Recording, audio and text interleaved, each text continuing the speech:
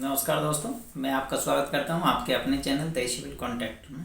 दोस्तों, आज मैं आपको एक हमारे दोस्त ने कमेंट किया था कि सर हम रजिस्ट्रेशन करवाते हैं तब हमें कौन कौन से जो हमारे पास साधन होने चाहिए, जैसे मिक्सचर मशीन हो गई या जेसीबी हो गई, ट्रैक्टर ट्रॉली हो गया या बाइवेटर हो गया, ये बहुत सारी चीज़ें हैं, बहुत सारे हमारे इंस्ट्रूमेंट होते हैं जो हमें दिखाने पड़ते हैं। तो इस पे हम बात करेंगे। आपको मैं एक एक चीज़ बताऊंगा कि आपको कब ये चीज़ें खरीदनी है, कब आपको नहीं खरीदनी है, और ख़रीदनी है तो कैसे ख़रीदनी है। क्योंकि इन चीज़ों के चक्कर में आके जो नए नए कॉन्ट्रैक्टर होते हैं वो बहुत बड़ा पहले से ही अपना इन्वेस्टमेंट वहीं पे कर देते हैं जहाँ करने की ज़रूरत नहीं होती है। आपको मैं ये चीज़ें बताऊंगा कि आपको इन चीज़ों में इन्वेस्टमेंट नहीं करना है, बिल्कुल भी नहीं करना है। क्यों नहीं करना है, ये चीज़ें मैं आपको तरीके समझाऊंगा, तो आप समझने की कोशिश करिएगा। दोस्तों, अगर आप पहली बार रजिस्ट्रेशन करवा रहे हैं, डी क्लास में रजिस्ट्रेशन करवा रहे हैं, तो दोस्तों पहला पॉइंट तो ये होता है डी क्लास के अंदर कि आपको किसी भी प्रकार के कोई भी ऐसे उपकरणों की ज़रूरत नहीं पड़ती है जो जैसे जेसीबी या ट्रैक्टर ट्रॉली ट्रक वगैरह, ऐसा कोई चीज़ों की ज़रूरत नहीं पड़ती है। पहला पॉइंट। अब दूसरा पॉइंट ये आता है कि बहुत सारे लोग कहते हैं सर हमसे लिस्ट दी है और हमसे ये मांगा कि आपके पास ये होना चाहिए। तो दोस्तों, इस पे आप ये बात ध्यान रखें, उसके अंदर अगर आपसे कोई मांगता है तो ज़्यादा से ज़्यादा क्या मांगेगा, एक ब्राइवेटर मांगेगा, एक मिक्सचर मशीन मांगेगा, और ये दो चीज़ें मांग सकता है। बाकी छोटी चीज़ें वो तो आपके पास होती है, औजार वगैरह, तो वो तो आपको रखने ही पड़ेंगे। तो ये चीज़ें हो गई।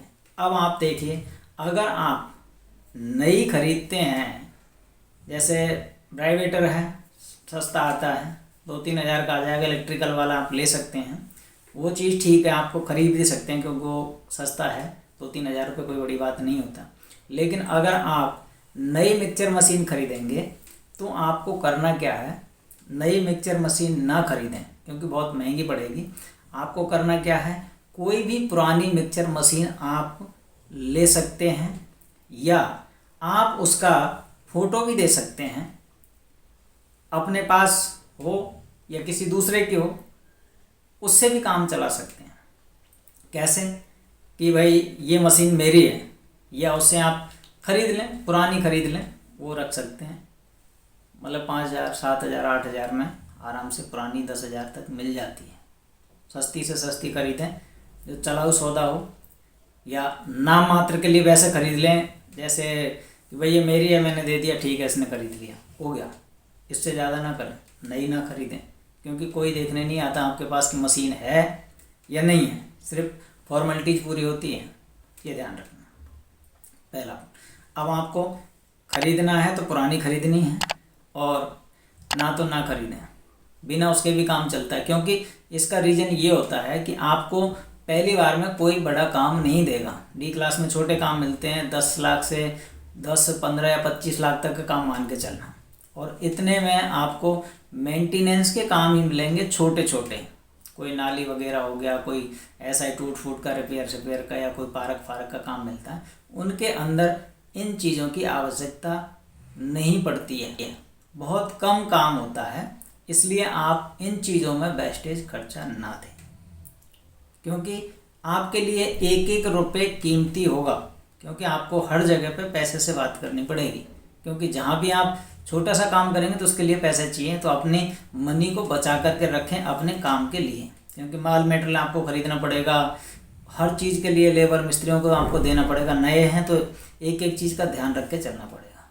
तो आपको जो ये उपकरण खरीदने हैं, मिक्सचर मशीन वगैरह, तो वो इस तरीके से आप सेटल कर लें, और इसके बाद में जब आप आगे बढ़ते जाएं और आगे आपको बढ़िया काम मिलते जाएं, आगे बड़े काम मिलते जाएं, बढ़ते जाएं, तब जाके आप अपने हिसाब से ये ज़रूरी समझ लें कि हाँ, अगर मुझे ज़रूरत है तो ही ख़रीदें, अन्यथा आप किराए से लेकर के ये काम कर सकते हैं। दोस्तों, मैं आपको एक चीज़ बता रहा हूँ, कहीं कहीं पे ऐसा होता है कि ठेकेदार के पास अपना खरीदने के बजाय किराए से सस्ता पड़ता है। क्यों पड़ता है किराए का सस्ता? मैं इस बात को आपको एक उदाहरण दे रहा हूँ। सपोज करिए अगर आपके पास काफ़ी सारी साइडें हैं, जैसे सेंटरिंग के वो ले लीजिए आप, तो सेंटरिंग के उस पर बात करते हैं। दोस्तों होता क्या है, बहुत सारे कॉन्ट्रैक्टर्स हैं जो सेंटरिंग खरीद लेते हैं अपनी, और वो क्या करते हैं 10 साइड 5 साइड वो चलती रहती है, तो उस पर आगे पीछे होती रहती है। उससे होता क्या है कि कभी उस साइड पे गई, कभी उस साइड पे गई, कभी उस साइड पे, तो उनके लिए वो मैनेज कर जाते हैं।